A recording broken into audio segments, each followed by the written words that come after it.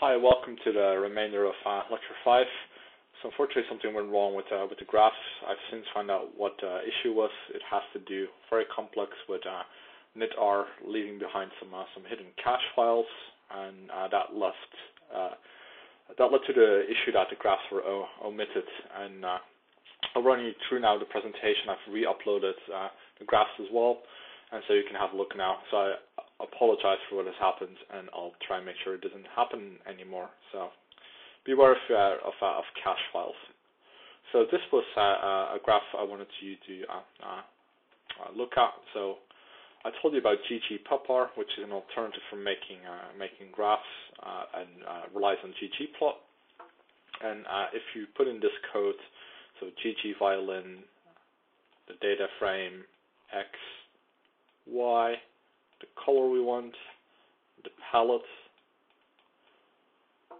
Note you can custom specify the colors, or as in other examples which you might have seen, you might pick from accent or dark. This will add jitter, and this will add a box plot.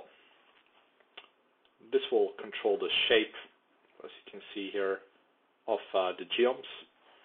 And then also we might want to have some labels: condition, length, dose. And so that will map onto this to this type of label here. So after we've done that, we add a facet wrap to make the graph by supplement. And after you've done that, you should get something like this, which I think is a fairly nice graph. You can clearly see that within the vitamin C condition, there is some separation between the dosages, whereas it's much less clear in the orange juice condition.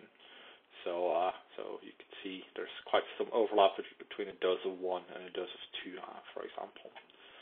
Okay, let's skip forward. I'll skip through the slides which I discussed in class and move to the ones which have figures on them. So this was the bootstrap method, and then what we can do is we can look at the results, and we can also plot the results again, and this is done via plot results. And you can see lots of a big peak close to 0, and then a long tail, and that leads to the 89% confidence interval. And you can see that also as displayed on this graph. This is a non-normal distribution of the p-values, which is perhaps what you would expect if something is significant. So this is the confidence interval, the 89% confidence interval, bias correct accelerated, and as you can see, there's quite a big spread if you take the 89% range. I also wanted to show you a tree, and so the rationale is here that you can you can in some way automatically search for breakpoints or divisions, and so to do this we use a tree-based package, and this is the formula. We just have length and this, and then tooth growth. You should be aware that perhaps you shouldn't include all sorts of variables which are nonsense, like for example the ID variable or some other things, because they will also be used in constructing this tree. And so what it has done is it's developed a split based on 0.75, and then divided in supplement A, and then it's created a split for a higher dose and divided those into subgroups. So perhaps quite a nifty way to look at some interactions. Another way is to look at party, recursive partition of variance. It's an amazing package which allows you to find patterns in your data. I won't go into detail. You need to have a look at the vignette. It does so in a very, very clever way via permutation-based testing. Again, the commands are quite similar, except for that now it's C-tree, and it stands for recursive partitioning of variance. And underpinning it is permutation testing. So what we find here is we can read through all the steps which we go through. So this is the first split, second split, endnote 1, endnote 2, fifth split, sixth split, 7, 8, and then 9. So what the tree model has done is it's divided based on dosage, and then you can get a further division into vitamin C and orange juice. So for the low dosage, the orange juice has a higher growth of odontoblasts, as you can see in this panel. Now for the higher dosage, we can have a division between the moderate dosage and the high dosage. So in the high dosage, you can already see there's no further division based on orange juice and vitamin C.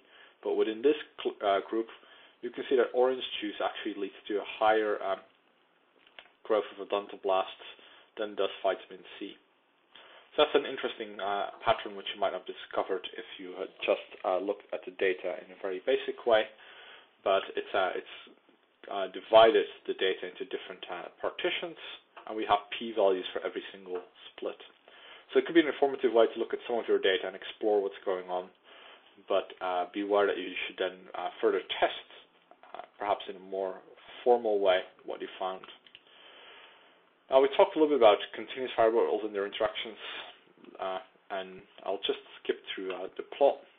So you might want to get post hoc interactions, and this is the plot of that.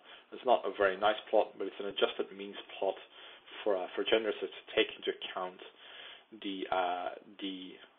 it's basically evaluating at the midpoint of years since PhD, and that would be the mean because we centered it. And then you can see that there's some suggestion perhaps of a gender difference, even though these error bars comfortably overlapped. Men have a higher salary after correcting for years since PhD than women do.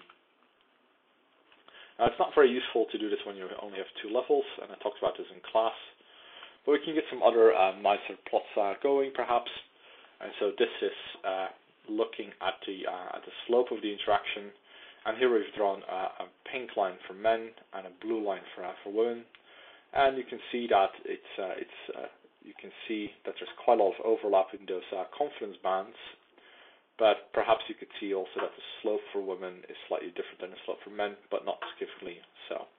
So you might have different patterns, for example, crossover patterns, or things where the confidence bands don't overlap, and then perhaps you have something else going on. Again, you can modify this graph, and again, you can also do this in ggplot. It's basically a scatter plot with some grouping, which you've done before, and which you will also be doing for your assignment. So we didn't do this in class, but basically have a go at doing the same. We didn't do this in class because we were unable to do the plot. Before you move the exercise, perhaps it's worthwhile doing this. So it's basically the same thing which you've seen here, but just doing it with years of service rather than years since PhD. Now, we talked about permutation tests. We talked about continuous interaction. I showed you the results of this significant interaction, but unfortunately, the plots didn't go through. And so this is what it actually looks like. You can already tell that the slope is stronger for the group with anxiety than it is for the group high in anxiety compared to a group of low in anxiety. So what we've plotted here is the mean and 95% confidence intervals, and you can sort of see that there's some separation. You can see that the slope is much stronger for those with a positive with like a high score on state anxiety compared to those with a low score in state anxiety. Yeah, so this is the high score, and this is the low score. Okay, so this was also reflected in the simple slopes method. So it's this B versus that B, which basically, if you think back of it, it relates to the angle at which you find this line versus this line. So we also talked about the Johnson-neyman interval, and then again, unfortunately, we didn't have a plot. And as you can see, the green bit is where the slope is significant, and the red bit is where it's not significant. And you can see that there's only a very small margin where it's not significant. So that's that tiny tail. For most things, we find a significant slope of epineur. So this is interesting because it shows a more advanced way of looking at it rather than just picking points. It shows you the entire range across which a parameter is significant based on the other parameter. Okay, I also wanted to show you this plot, which is again a different way of looking at the data. It's again a means plus minus 1 standard deviation plot. And again, it's looking at these type of angles, and it's basically showing what we've seen before. And again, you can make everything nicer, and you can also do this in ggplot. But you would have to have a look on by yourself. We talked a little bit about repeater meshes, ANOVAs, and the types we have there: sphericity tests, sphericity corrections. And I don't think there's any further graphs except for the exercise. So have a look at the exercise, and good luck making that exercise. And I look forward to seeing you in 2 weeks' time. That's it.